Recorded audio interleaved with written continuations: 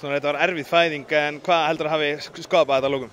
Ég held að hópurinn okkar hafi skapað þessu. Við erum með djúpt lið, sérstaklega með úlingaflokk, sko. Við erum með leikmenn sem koma inn á, geta að spila vörn, einhvers koma inn á geta skotum og ég held að að í lokin eru við bara með meiri tankir með þeir.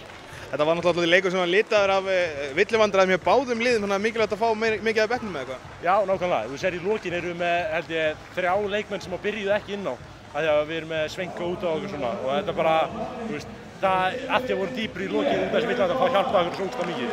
Þú sjálfur með 37 framlagsstig, hvað gerir þetta fyrir þig? Þetta var bara, þú veist, mér leið vel.